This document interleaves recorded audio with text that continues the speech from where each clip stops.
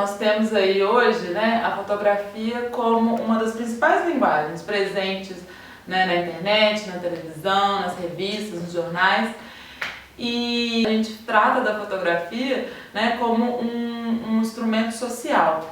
Então eu coloquei lá no nosso conteúdo no PDF alguns usos que antigamente eram muito comuns, que hoje em dia a gente vai achar super estranho. Por exemplo, a fotografia pós-mortem, né, que as pessoas morriam e os fotógrafos tiravam a fotografia da pessoa morta. Então a pessoa, para ter aquela memória daquela pessoa que partiu.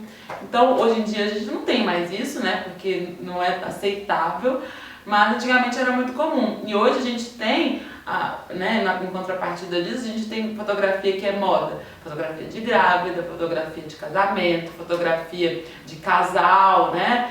Então as coisas vão mudando. Outra categoria de imagem que se tinha muito é a fotografia, ainda se tem, a gente ainda vê isso, são as fotografias de guerra, né? As fotografias que mostram conflitos, que mostram essa violência do mundo, né? Que também existe hoje. O pictorialismo, que foi uma categoria que existia muito na época, mas também se a gente olhar para o trabalho do Tom Ingberg, a gente vê isso, né? Essa questão de transformar a fotografia quase que numa pintura, né? Veja, é muito pensado para que se fosse quase um quadro, né? Um quadro de uma pintura, né? Uma construção mesmo.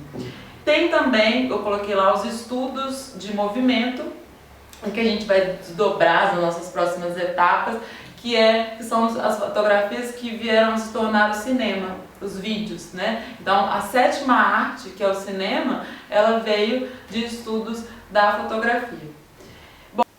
Bom, então a gente está falando da fotografia, a gente está falando de 2 séculos de história, né? A gente já falou sobre isso e que a gente tem em 1826 a primeira fotografia e a gente está em 2020, então são quase 2 séculos, falta 4 aninhos, né? Falta 6 aninhos para fazer o aniversário de 200 anos da primeira fotografia. Então existem vários teóricos que falam sobre esse advento da imagem fotográfica. Então eu coloquei lá no nosso PDF, no campus, alguns pensamentos de alguns filósofos, teóricos, sociólogos.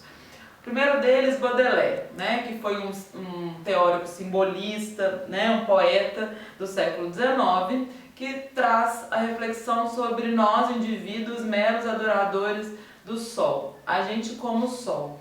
Então, numa era que a gente faz muito selfie, né, a gente tem essa querência de nos ver na imagem. Ou então tem pessoas também que vão para o lado oposto, nós não gostam de se ver na imagem. A gente poderia também sair um pouco dessa ideia, a gente pode não fotografar só a gente pode fotografar nem as nossas outras pessoas, a gente pode fotografar coisas, objetos, texturas de parede, o chão, o céu. Então, pensar um pouco nisso. Será que a nossa imagem é o que é o mais importante? É o que eu quero dizer? É a mensagem que eu quero passar? Flusser, né, é um filósofo tcheco, já do século XX, fala sobre se não entendermos a imagem, seremos manipulados por ela. Então coloca a gente não só como um propositor, mas também como espectador. A gente está dos dois lados dessa linguagem. A gente faz imagens e a gente lê imagens. Então, se a gente não entender, a gente vai ser manipulado por ela. Walter Benjamin, já também no século XX, um pensador alemão, filósofo e sociólogo, ele fala: o pior analfabeto é um fotógrafo que não sabe ler sua própria imagem. Novamente, nós, como propositores e espectadores, a gente precisa entender essa linguagem para que a gente consiga ler as nossas próprias imagens, né? E Ansel Adams é um americano, um fotógrafo, ele trabalha muito a fotografia enquanto processo criativo, né? E ele fala que não se tira uma foto, se faz uma foto. A fotografia é um ato reflexivo e é uma construção do nosso olhar. Então é esse ponto que eu gostaria que vocês pensassem. É uma construção. Então o que eu estou querendo passar? Que mensagem, né? Que palavras são essas que faltam e que as imagens podem suprir. E aí, uma questão que eu acho importante a gente falar é que a câmera é um instrumento, né? É um instrumento que todos temos. A gente pode ser considerado até todos aqui fotógrafos de bolso, porque a gente tem esse aparelhinho aqui que tem uma câmera, né? Que a gente pode usá-la, a gente pode editar essas fotos, a gente pode fazer com que elas se tornem outras imagens.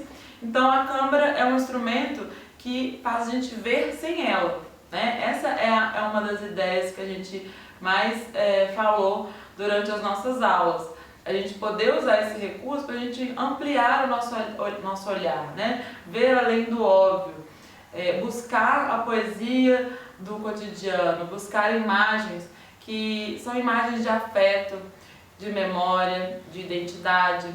Então, o desafio que eu vou dar para vocês é vocês usarem esse aparelhinho na casa de vocês, né? Tirar foto de detalhes, tirar foto de objetos, passar essa foto para preto e branco, olhar o controle de luz, menos luz, mais sombra, mais textura, mais contraste, mexendo mesmo e procurando com curiosidade buscar resultados diferentes para uma imagem que você consideraria banal, uma imagem que poderia ser